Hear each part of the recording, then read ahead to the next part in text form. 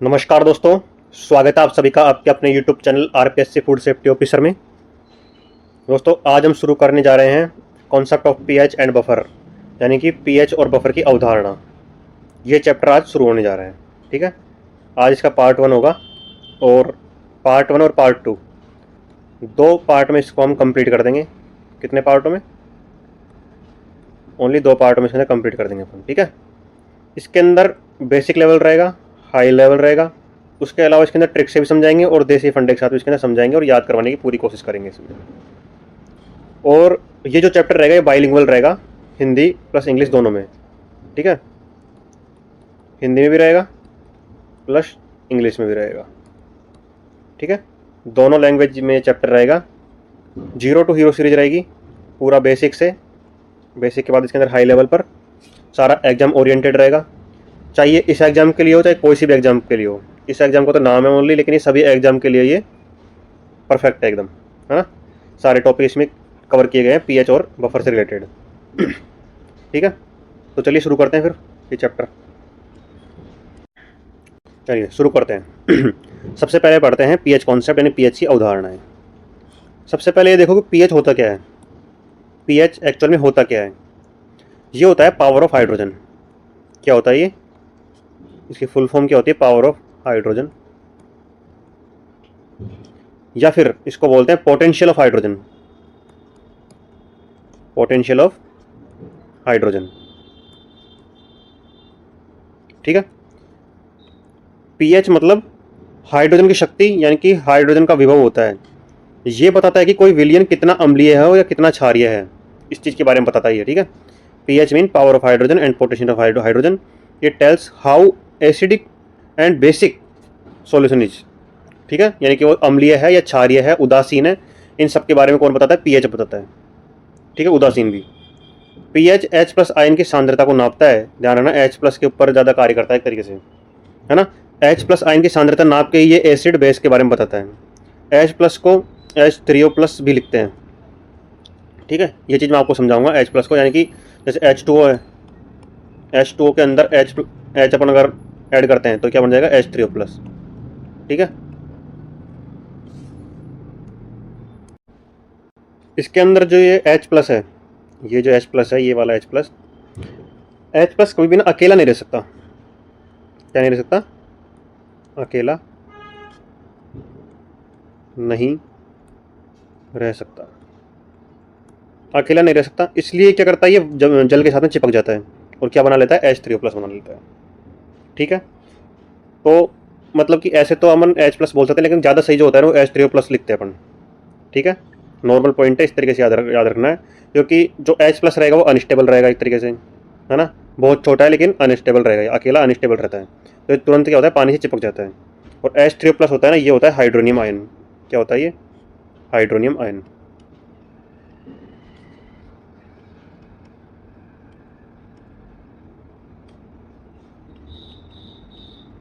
Hydronium ion होता है। ठीक है, चले आगे, कोई दिक्कत नहीं। क्या होता है ये? देखो, पीएच के उदाहरण क्या है? पीएच मतलब हाइड्रोजन शक्ति, यानी कि हाइड्रोजन का विभव, यानी कि पावर ऑफ हाइड्रोजन। ये इंग्लिश में याद रखना ना, पावर ऑफ हाइड्रोजन और पोटेंशियल ऑफ हाइड्रोजन बताता है ये क्या बताता है? इसके एसिडिक नेचर के बारे में, बेसिक नेचर के बारे में और उदासीनता के बारे में बताएगा। ठीक है, न्यूट्रलाइजेशन के बारे में बताएगा। H प्लस आयन की सांद्रता को नापता है ये, है ना। और pH measure concentration of H plus ion, और H plus is also written as H3 plus कहते हैं। ठीक है, चलिए आगे। ठीक है,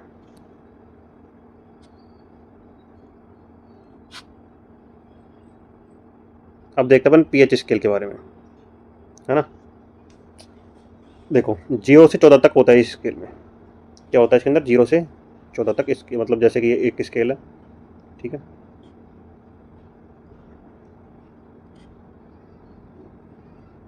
ये 0 से 14 तक होता है।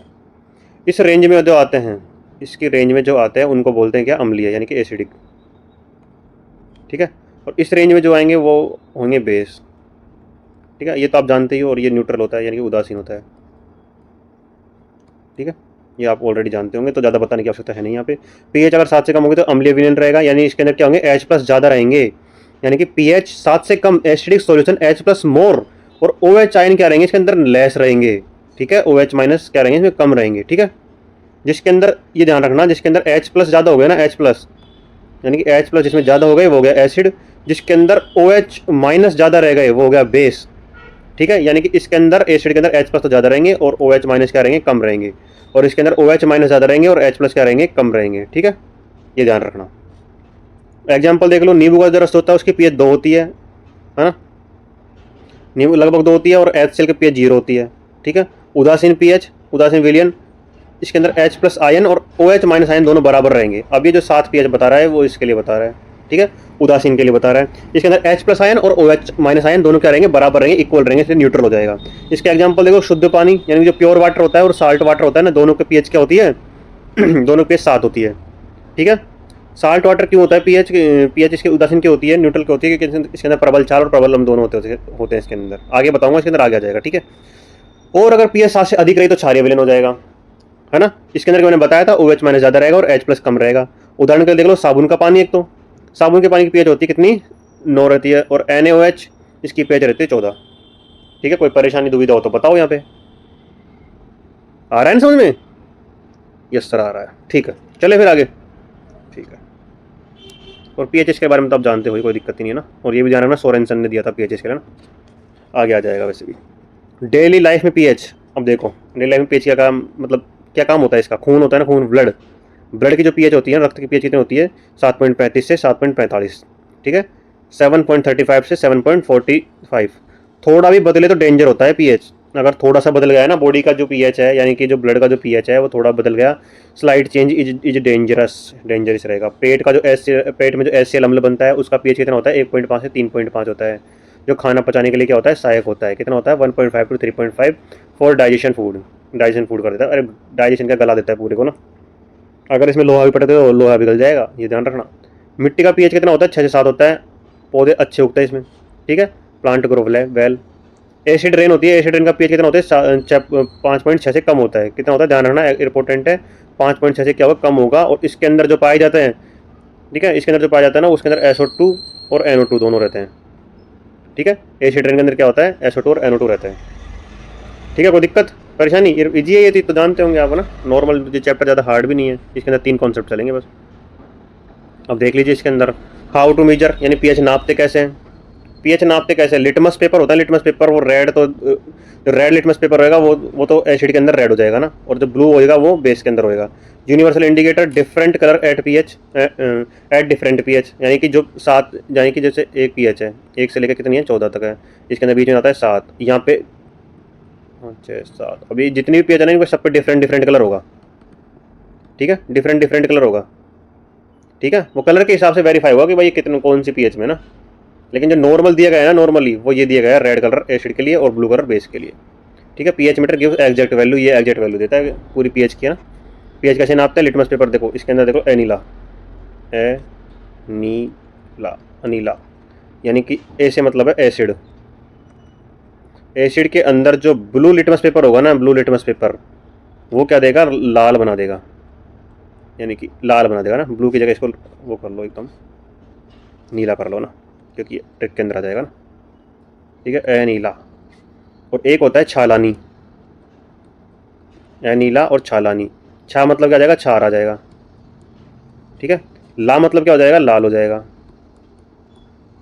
ठीक है, और नी का मतलब क्या हो जाएगा, नीला हो जाएगा। आ गया समझ में, नीला छालानी। ठीक है, इस तरीके से याद रखना, नीला, ये तो पूरा के पूरा हो जाएगा। ठीक है, ऐसे मतलब एसिड यानी कि अम्ल, है ना, अम्ली कर लेना इसको चाहे तो, ये की बात है वो तो ना। नी से नीला को, नीले लिटमस पेपर को लाल में बदल देगा, और जो छालानी यानी कि जो छार रहेगा वो लाल लिटमस पेपर कैसे बदल देगा, नीले में बदल देगा। ठीक है, याद रहेगा पक्का। चले फिर आगे। ठीक है,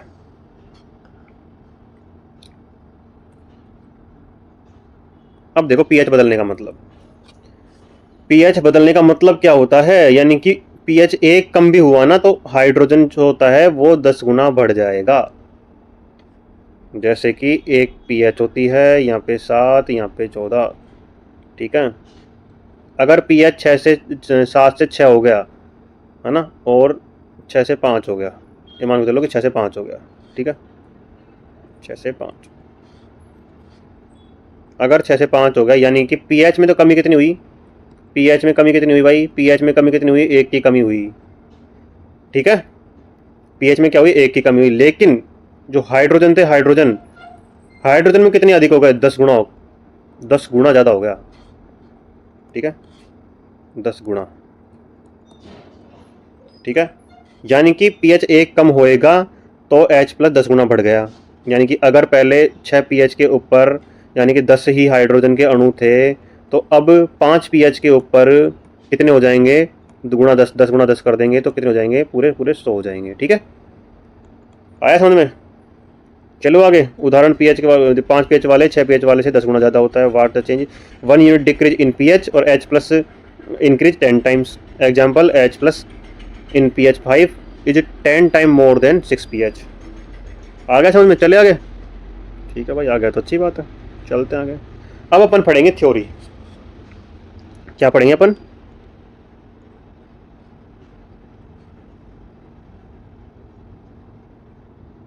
थ्योरी चलेगी। अब अपने पास में चलेगी 3 थ्योरी आएगी।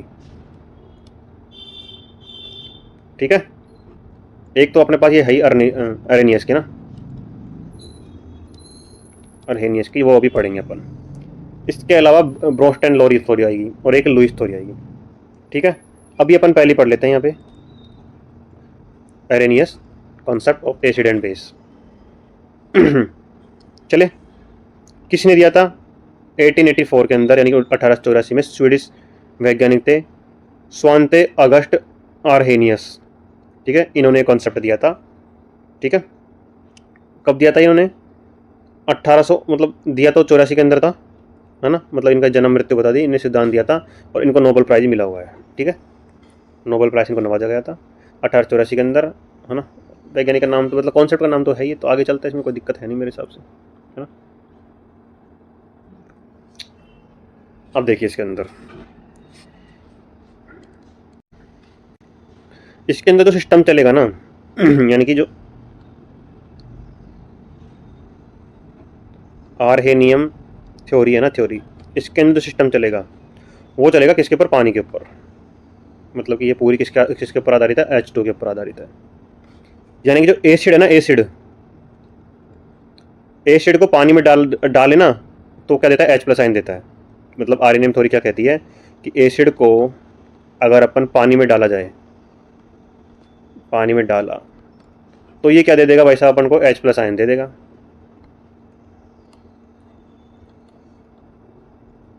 ठीक है, और ये एक बात तो ये कह दी इसने। ठीक है, दूसरी बात क्या कह रहा है कि बेस जो होता है, बेस यानी कि क्षार, इसको अगर पानी में डालेंगे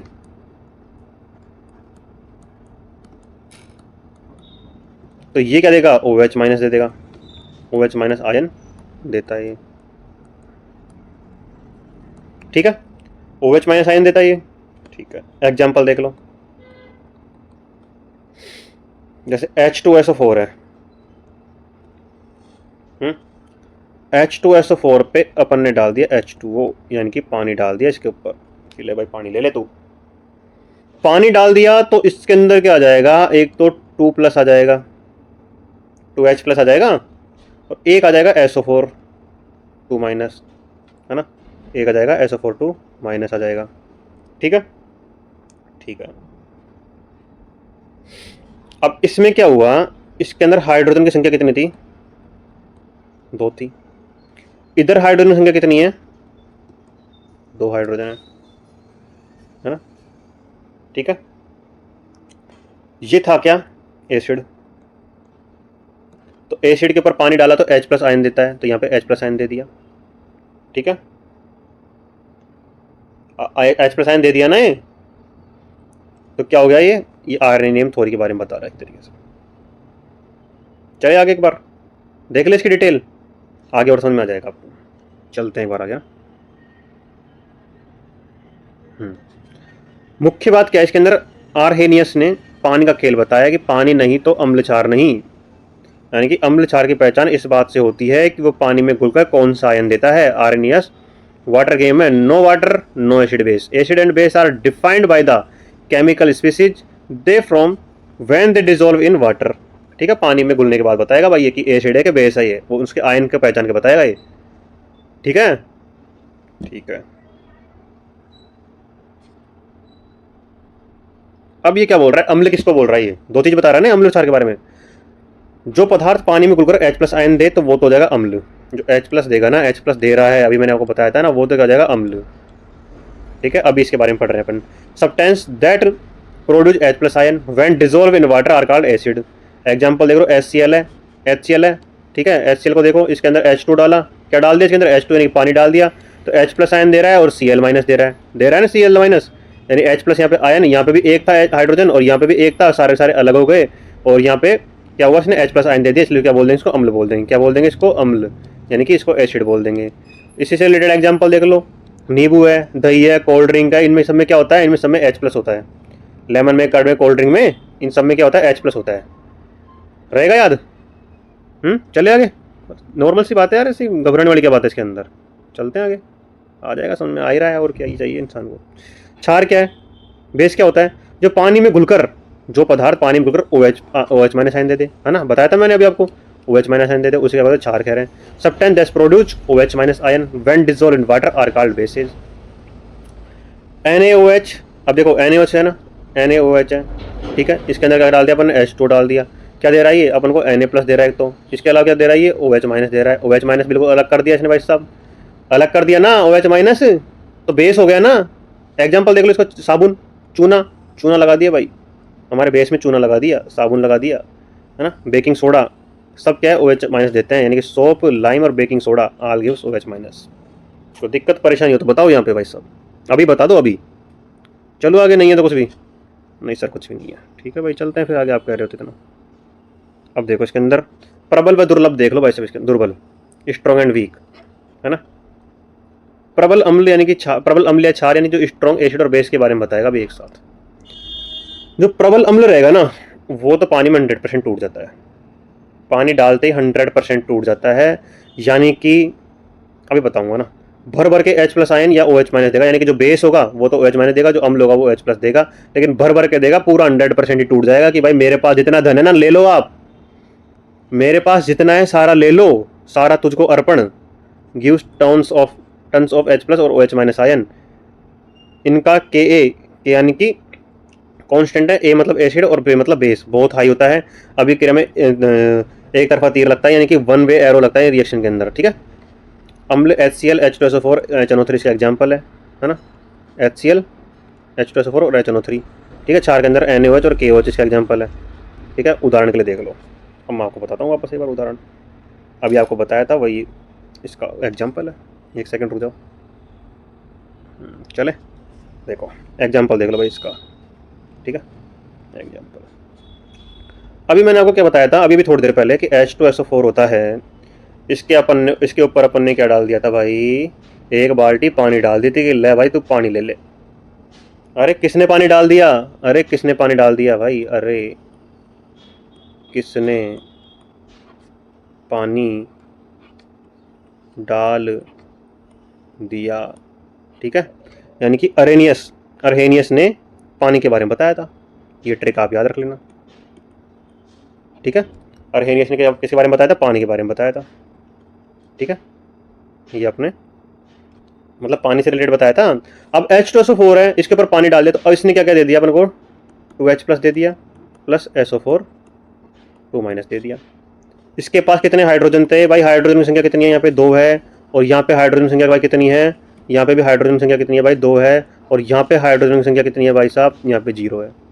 यानी कि इसने क्या किया कि जो 2 के 2 हाइड्रोजन थे ना, पूरे के पूरे तोड़ दिए इसने, इसी में तोड़ दिया इसने ये नहीं कि SO4 के पास में एक H छोड़ दिया हो, इसके पास में एक भी H इसने नहीं छोड़ा, पूरे पूरे यहीं पे तोड़ दिए इसने, 2H+ आयन दे दिया। तो इसका मतलब क्या हो गया, कंप्लीट हो गया, पूर्ण हो गया, 100% हो गया, 100% इसने क्या दे दिया, आयन दे दिया।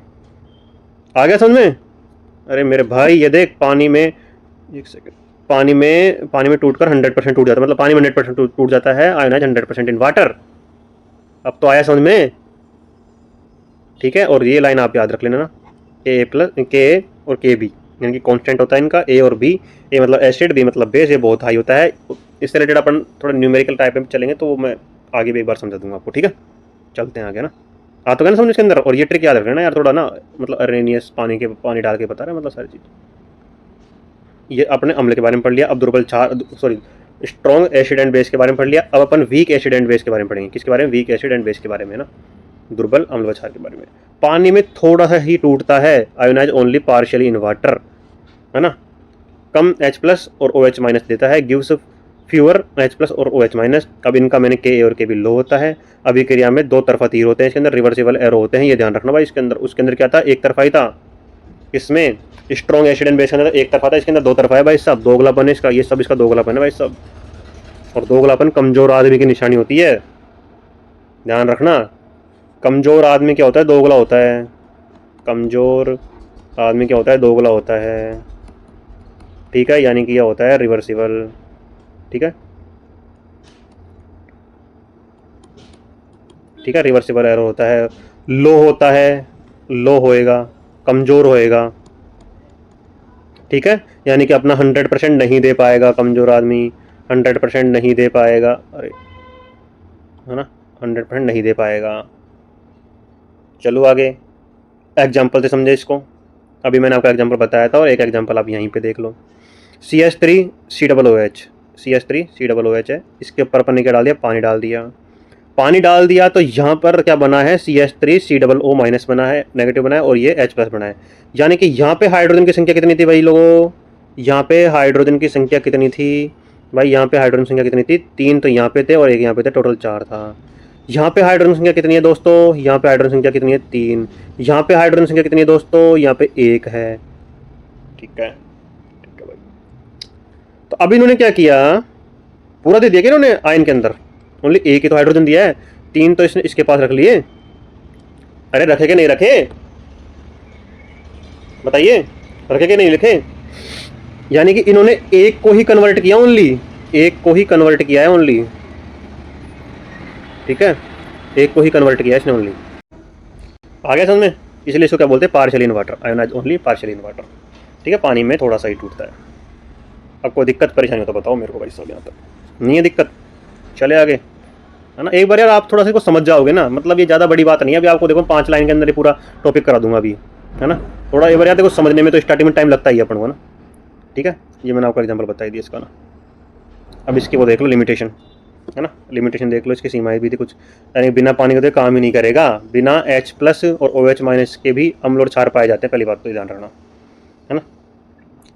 यानी कुछ अम्ल ऐसे होते हैं और कुछ क्षार ऐसे होते हैं जिनके पास हाइड्रोजन होता है, किसी के पास OH होता है ना।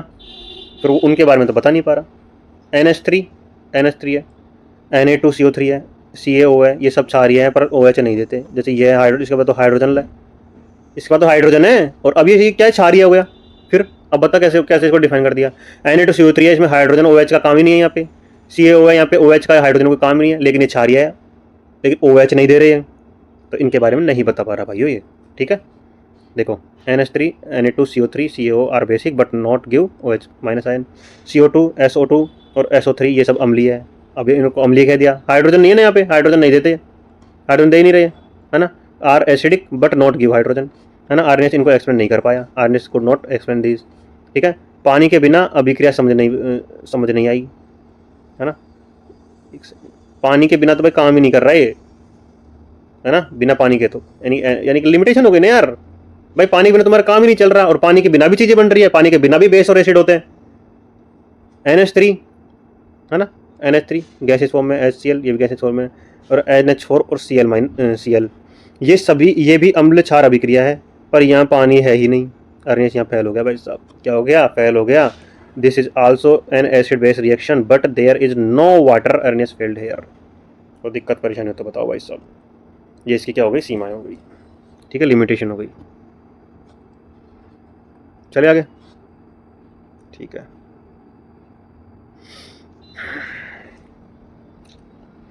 आगे चलते हैं ना। अब दूसरी थ्योरी आती है। पहली थ्योरी कंप्लीट हो गई, पहली थ्योरी क्या हो गई? कंप्लीट हो गई। अब आता है ब्रोस्टेड-लोरी क्षार अम्ल सिद्धांत, यानी कि द ब्रोस्टेड-लोरी एसिड एंड बेस। किसने दिया था भाई साहब नाम? जब सिद्धांत का नाम तो वही देगा ना यार, ब्रोस्टेड और लोरी दोनों देंगे। 1923 में दी थी, है ना, 1923 के अंदर दी थी। 1923 के अंदर जैन ब्रोस्टेड ने और TM लोरी ने अलग अलग, लेकिन एक ही साल में प्रोटॉन दाता प्रोटॉन गाय का सिद्धांत दिया था, अलग अलग दिया था इन दोनों ने, ठीक है। Independently developed the theory the proton donor and proton acceptor, इसमें मुख्य बात क्या है, देखो मेन इफेक्ट क्या है इसके अंदर। इस सिद्धांत का मुख्य प्रभाव यह है कि अम्ल क्षार अभिक्रिया में होने वाले प्रोटॉन यानी कि H+ स्थानांतरण को पहचानता है। यहाँ पे पानी जरूरी नहीं है, ठीक है। The main effect of the Bronsted Lowry definition is to identify the proton transfer को आइडेंटिफाई करो और occurring in the acid base reaction. Aqueous medium is not required, aqueous medium की आवश्यकता है ही नहीं, ठीक है। तो यानी ये जो मेन सिद्धांत दिया ना ब्रोस्टेड-लोरी ने, ये किसके आधार पर दिया है? प्रोटॉन के आधार पर दिया है। किसके आधार पर? प्रोटॉन के आधार पर, ठीक है। प्रोटॉन के आधार पर दिया, उसके स्थानांतरण के आधार पर बताएगा ये। और जो ब्रोस्टेड-लोरी ने किस परिवार से थे भाई? किस परिवार से थे ये भाई बीपीएल परिवार से थे। बीपीएल कार्ड बना हुआ था इनको। इसके पास में एक तो ब्रोस्टेड के पास में, एक किसके पास में? लोरी के पास में। पी का मतलब क्या होता है? प्रोटॉन। क्या होता है दोस्तों? पी का मतलब प्रोटॉन, ठीक है। तो ये बीपीएल परिवार से थे, ये अपने ट्रिक याद रखना भाई साहब यहाँ पे, ठीक है। बीपीएल, ये प्रोटॉन, ठीक है। प्रोटॉन के ऊपर आधारित है ना। अब ग्राही है या दाता है, यानी कि एक्सेप्टर है या डोनर है, ये भी बताएंगे अभी आपको। चले आगे, ठीक है भाई, चलते हैं। आप कह रहे हो तो अब देख लो यहाँ पे अम्ल क्या है, एसिड क्या है। What is acid? परिभाषा देख लो इसकी। अम्ल वह पदार्थ जो प्रोटॉन देने की प्रवृत्ति होती है, यानी कि H+ आयन देगा मतलब क्या कर रहा है ये? डोनेट कर रहा है। क्या कर रहा है? डोनर है ये, ठीक है। समझ में आया यहाँ तक? क्या है ये? Donor. An acid is defined as a substance which has a tendency to give proton H+, meaning acid यानी प्रोटॉन डोनर, यानी कि ये चीज़ याद रखना, प्रोटॉन दाता है, ठीक है। चले आगे। क्षार क्या है? क्षार देख लो भाई साहब, क्षार देख लो। क्षार वह पदार्थ है जो प्रोटॉन लेने की प्रवृत्ति होती है। क्या होती है? प्रोटॉन लेने की प्रवृत्ति होती है, यानी प्रोटॉन ग्राही होता है, यानी कि H+ आयन क्या करेगा? ग्रहण करेगा, है ना। डेफिनेशन देख लो। A base defined as a substance which has a tendency to accept proton. Base बराबर प्रोटॉन एक्सेप्टर, ये क्या होगा? प्रोटॉन एक्सेप्ट करेगा। चले आगे। आ रहा होगा समझ, नॉर्मल बात है तो, है ना। एग्जाम्पल देख लो इनके। अब HCl + H2O। अब मैंने क्या बताया था यहाँ पे देखो ये H2O है, ये वाला हाइड्रोजन ये खुद ग्रहण कर लेगा ग्रहण। तो यहाँ पे क्या बोल रहा है? H3O+ बन गया और Cl- यहाँ पे क्या हुआ? अलग हो गया। यहाँ HCl अम्ल है। अब ये अम्ल क्यों है भाई? इसको अम्ल क्यों कहा? इसको क्यों नहीं कहा H2O को अम्ल? HCl को क्यों कहा? क्योंकि HCl में से क्या हुआ है, यहाँ पे Cl बेचारा अकेला पड़ गया, इसने डोनेट कर दिया कि भाई तेरा तुझको अर्पण, यानी कि HCl में से तो H यानी कि हाइड्रोजन है वो उसने H2O को दे दिया मतलब क्या हुआ? डोनर हो गया ना भाई साहब, डोनर हो गया ना। और डोनर होते क्या हो जाएगा? अम्ल हो जाएगा। ग्रहण किसने कर लिया? H2O ने, तो ये क्या हुआ? क्षारीय हो जाएगा, क्योंकि H+ ले लिया। ऐसे NH3 + H2O है, यहाँ पे NH4+ आ गया, यानी कि इसके पास पहले NH3 था, इसने ग्रहण कर लिया, यानी कि NH3 का जाएगा क्षार हो जाएगा, क्योंकि इसने लिया है और H2O ने दिया है। अब यहाँ पे H2O ने क्या हुआ था? यहाँ पे क्या हुआ था? H2O ने यहाँ पर तो ग्रहण कर लिया भाई साहब, यहाँ पर क्या कर लिया? इसने ग्रहण कर लिया, एक्सेप्ट कर लिया। यहाँ पे H2O ने क्या कर लिया भाई साहब? ले लिया, यानी कि सॉरी दे दिया, यानी कि डोनेट कर दिया, है ना, दान दे दिया, ठीक है। तो क्या हुआ? अब देखो, अब H2O की प्रॉपर्टी अपन को अलग दिख गई ना यहाँ पे।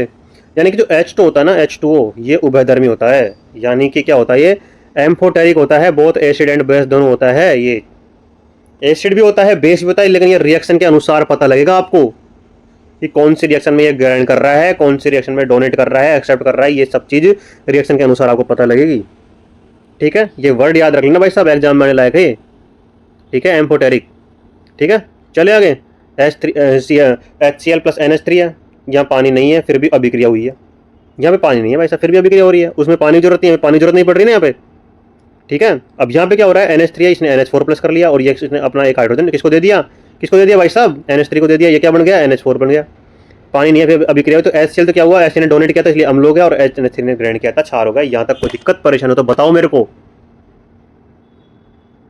पूरी तीनों रिएक्शन में एक ही चीज हो रही है, एक जना ग्रहण कर रहा है, एक जना दान कर रहा है, एक एक्सेप्ट कर रहा है, एक डोनेट कर रहा है, ठीक है। कोई दिक्कत नहीं, कोई दिक्कत नहीं। चले आगे। डोनेट करने वाला अम्ल हो गया, ग्रहण करने वाला क्षार हो गया, बस सिस्टम चलते हैं आगे भाई साहब। अब देखो अपन गए भाई शादी में। कहाँ पे गए शादी में। वहाँ पे बैठे किसमें, पंगत में।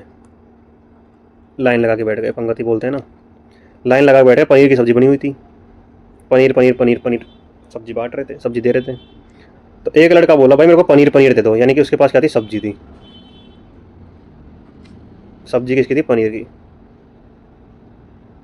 ठीक है, उसने पनीर पनीर ले लिया। क्या ले लिया, पनीर पनीर। उसने क्या ले लिया, पनीर पनीर ले लिया। तो अब इसके पास क्या बचा, ओनली तरी तरी बची। और इसके पास, लड़के के पास क्या बनी, पनीर पनीर बची। ठीक है, अब ये तरी तरी जो बची है ना, इसको बोलेंगे कंजुगेटेड बेस या कंजुगेटेड क्षार। कंजुगेटेड बेस या फिर कंजुगेटेड एसिड, वो उसके अनुसार होगा, मतलब रिएक्शन के अनुसार होगा। लेकिन मैं आपको बता रहा हूँ, जैसे कि अब इस पनीर को आप समझ लो कि ये है क्या, H+। ठीक है, यानी H है और ये मान लो Cl है, HCl है मान लो ना, HCl है। ठीक है, दोनों एक साथ ही है। अब इसने हाइड्रोजन तो दे दिया। हाइड्रोजन क्या हुआ, यानी कि पनीर इसने दे दिया लड़के को, हाइड्रोजन दे दिया। अब बचा क्या, Cl। तो ये पहले तो क्या था, एसिड। अब बाद में क्या बन गया, ये कॉन्जुगेटेड बेस। क्या बन गया, कॉन्जुगेटेड बेस। ये चीज़ है यहाँ पे। इस एग्जाम्पल समझ में नहीं आया तो वापस समझा देता हूँ आपको, एक सेकेंड।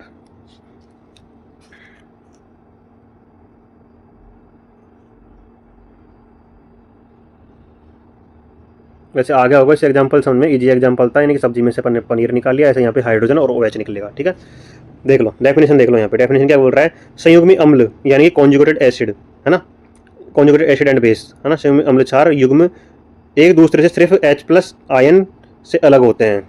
किससे अलग होते हैं, H+ आयन से।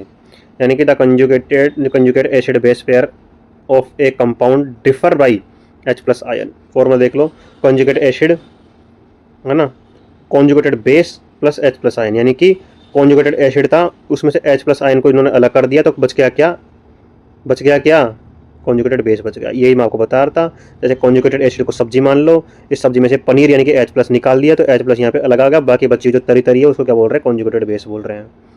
ठीक है, कॉन्जुगेटेड एसिड कॉन्जुगेटेड बेस बन गया यहाँ पे, और H+ आयन दे दिया उन्होंने। ठीक है, युग्म कैसे पहचाने, HCl + H2O है, तो इसने H3O+ और Cl- बना लिया।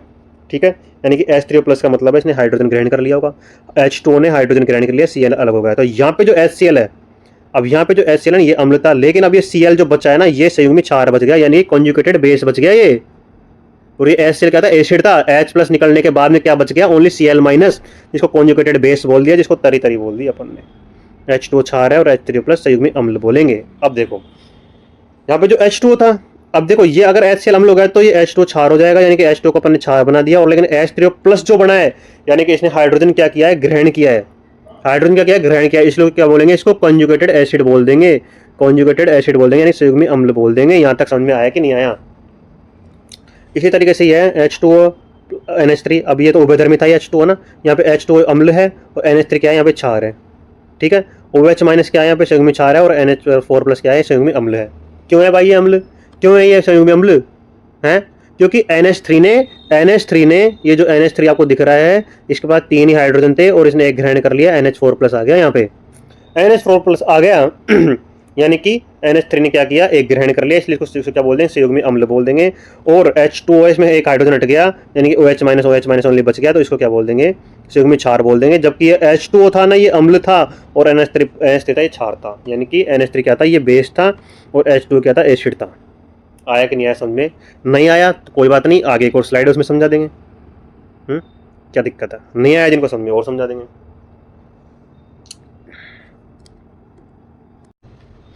जैसे देखो यहाँ पे है A और इसके साथ जुड़ा हुआ है हाइड्रोजन।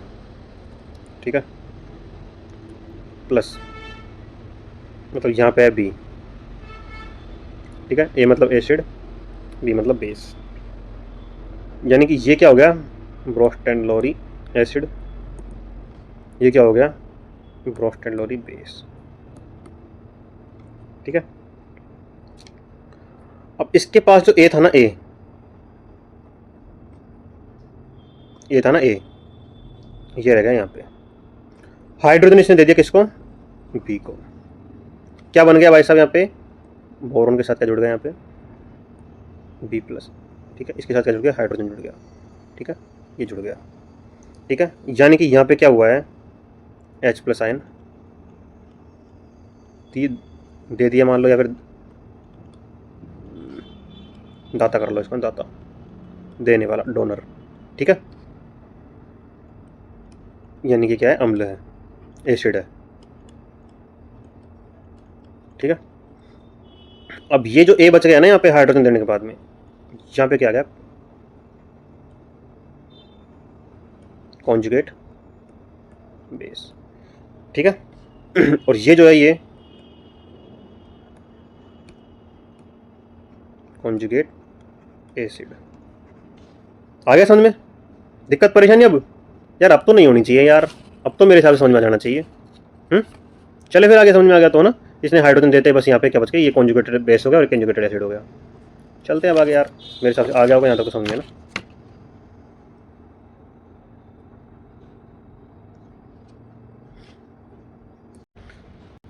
और मैं आपको क्या बता रहा था H2O के बारे में ना, H2 होता है ना, H2O, ये क्या होता है, एम्फोटेनिक, यानी क्या होता है, उभयधर्मी, ठीक है, ठीक है, समझ गए। यानी कि क्या होता है, एसिड भी होता है, ये बेस भी होता है, ठीक है।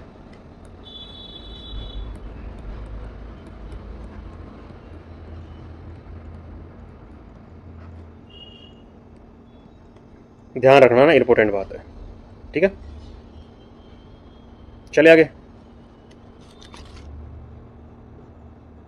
अब इसके कुछ नियम देख लो आप। नियम तो क्या मतलब, यही चीज़ बताया मैंने, प्रबल अम्ल का संयुग्मी क्षार दुर्बल होता है, और प्रबल अम्ल का संयुग्मी अम्ल, सॉरी, प्रबल क्षार का संयुग्मी अम्ल दुर्बल होता है। यानी कि जो प्रबल अम्ल रहेगा ना, यानी कि स्ट्रॉन्ग एसिड, क्या, स्ट्रॉन्ग एसिड जितना ज़्यादा प्रबल होएगा उतना ही दुर्बल क्या होएगा, उतना ही वीक क्या होगा, कॉन्जुगेट बेस होएगा, ठीक है। दुर्बल संयुग्मी क्षार होएगा, वो क्या होगा, वीक कॉन्जुगेट बेस होएगा। जितना प्रबल अम्ल उतना दुर्बल संयुग्मी क्षार, जितना स्ट्रॉन्ग एसिड उतना ही वीक कॉन्जुगेट बेस। इसका उल्टा भी सेम रहेगा, ठीक है। अभिक्रिया हमेशा प्रबल से दुर्बल की तरफ जाती है, ठीक है। Reaction will always proceed from strong to weak. चले आगे, यहाँ पे तो कंप्लीट होगा। अब इसके फायदे नुकसान देख लेते हैं भाई साहब। ब्रोस्टेड लोरिस के सिद्धांत के फायदे देख लो। यह सिर्फ अणुओं तक सीमित नहीं है, बल्कि आयन स्पीसीज को भी अम्ल या क्षार मानता है ये, है ना। इट इज़ नॉट लिमिटेड, यानी कि लिमिटेड नहीं है, सीमित नहीं है ये, limited to molecules, but includes even the ionic species to act as acid base. यानी कि आयन के बारे में बता रहा है ना, कि H+ और H- इनके बारे में बता रहा है ना, तो वो उनके ऊपर बता रहा है ना, कि ये किसी पानी तक सीमित नहीं है एक तरीके से ना। अम्लीय व क्षारीय प्रकृति समझाने के लिए जलीय माध्यम की जरूरत नहीं है यहाँ पे, जलीय माध्यम की, यानी कि not required to aqueous medium to explain acidic and basic nature. यह बिना OH- वाले आयन या अणुओं की क्षारीय प्रकृति समझा सकता है। अब इसको OH- H+ वाले जरूरत थोड़ी है, ये तो डोनर के ऊपर और एक्सेप्टर के ऊपर बात कर रहा है, ये तो प्रोटॉन के ऊपर बात कर रहा है ये तो, है ना। It explain the basic nature of ion molecules having no OH ions. Example इसके मैंने आपको बता ही दिए, है ना। NH3 Na2CO3 आदि, NH3 N2CO3, ये सब इसके एग्जाम्पल हो गए। चले आगे, अब इसके कुछ सीमाएं देख लो, यानी कि लिमिटेशन देख लो, इसकी लिमिटेशन, है ना। यह उन यौगिकों की अम्लीय व क्षारीय प्रकृति नहीं समझा पाया जिसमें H+ आयन खोने या लेने की प्रवृत्ति नहीं होती, ठीक है। यानी कि जिनके पास में H+ आयन खोने की और लेने की प्रकृति है ही नहीं, यानी कि नो टेंडेंसी टू लूज और गेन H+ आयन। CO2 है, SO3 है ना, SO2 मान सकते हैं, NH3 है ना, SO3 हो गया, CO2 हो गया ना। ये कुछ कुछ के बारे में नहीं बता पा रहा है एक तरीके से, उनकी अम्लीय और क्षारीय प्रकृति के बारे में नहीं समझा पा रहा, कि भाई ये H+ आयन दे रहे हैं या लेने की प्रवृत्ति है। जैसे कि देखो, पहली चीज़ देखो, जिनके पास हाइड्रोजन नहीं है, मान लो बिना हाइड्रोजन वाले अम्लों को नहीं समझा पाती, है ना। बिना हाइड्रोजन वाले अम्लों को नहीं समझा पाती, पहली बात तो ये, ठीक है। जिनके पास हाइड्रोजन नहीं है उनको कैसे समझा देगा ये, ये नहीं समझा पा रही है। और जो एविलय है यानी कि जो घुल नहीं रहे, अनसोल्यूबल, है ना, क्षारों के बारे में, क्षारों को नहीं समझा पाती। ठीक है, ये इसकी लिमिटेशन है। अब जैसे H2 है, उभयधर्मी है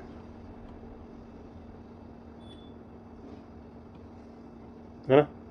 अब वो मान लो अकेला पड़ा है मान लो, या वही कि वो अम्ल है या क्षारीय है, वो ऐसे तो बता ही नहीं पा रही। मतलब चलो रिएक्शन के अनुसार तो बता रहा है, लेकिन इस तरीके से थोड़ी बता रहा है ये कि ये बेस है कि वो बेस है फिर एसिड है। यानी कि जो जल का व्यवहार है ना, उसका वर्णन नहीं कर रहा है।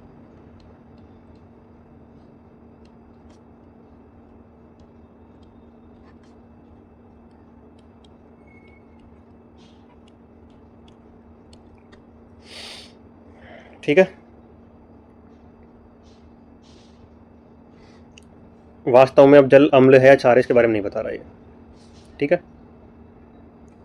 चले फिर आगे। कोई दिक्कत परेशानी इस टॉपिक में नहीं है? तो फिर ये लेक्चर ज़्यादा बड़ा हो गया, तो एक काम करते हैं, इस लेक्चर को यहीं ख़त्म करते हैं। एक सेकेंड। तो दोस्तों कैसी लगी आपको ये वीडियो, कमेंट करके ज़रूर बताएं। ठीक है, और इस चैप्टर में क्या कमी है, क्या एक्स्ट्रा है, वो भी चीज़ आप कमेंट कर सकते हैं। और आप हमारे साथ टेलीग्राम पे भी जुड़ सकते हैं। ठीक है, आप हमारे साथ टेलीग्राम पे भी जुड़ सकते हैं, जिसका लिंक मैं डिस्क्रिप्शन बॉक्स में डाल दूंगा, है ना। तो मिलते हैं फिर नेक्स्ट वीडियो में। ठीक है, दो अगले लेक्चर में इस चैप्टर को कंप्लीट कर देंगे। ठीक है, जो सेकंड लेक्चर में है उसके अंदर इसको क्या कर देंगे, कंप्लीट कर देंगे। ठीक है, तो मिलते हैं फिर नेक्स्ट वीडियो में। तब तक के लिए जय हिंद, जय भारत।